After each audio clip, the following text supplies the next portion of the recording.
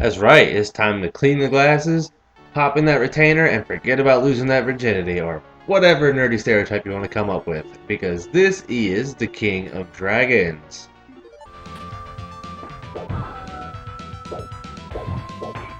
So the King of Dragons was released in 1994 by Capcom, and it's a side-scrolling beat 'em up back in the heyday when beat 'em ups, man, they were just thriving in the homes and in the arcades. So this game, in a sense, is pretty much like Dungeons and Dragons. It's literally the same thing. I can't remember exactly if it is an actual Dungeons and Dragons game. I don't think it is, but it's based heavily on it.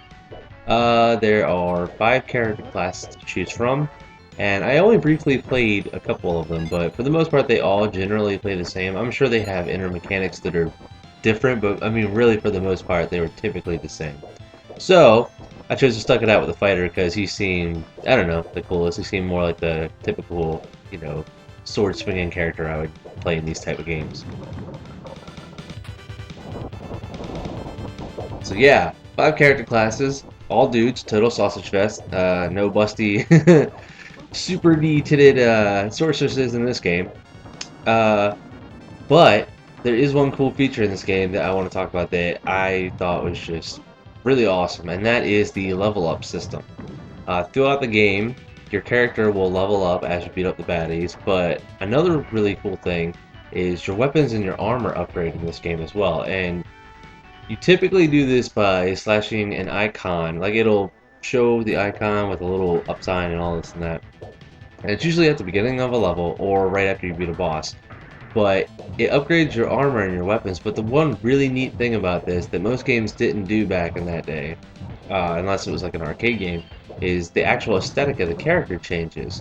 Like the sword will get bigger, the entire graphic will change, it'll look like a completely different sword. Same thing goes with the shield, and I just thought that was really, really cool. Like I was like, it really gives you that incentive other than, oh, it's going to boost my stats. Like, oh, I can't wait to get this and see what kind of, weapon or shield or whatever I'm going to get and what it looks like.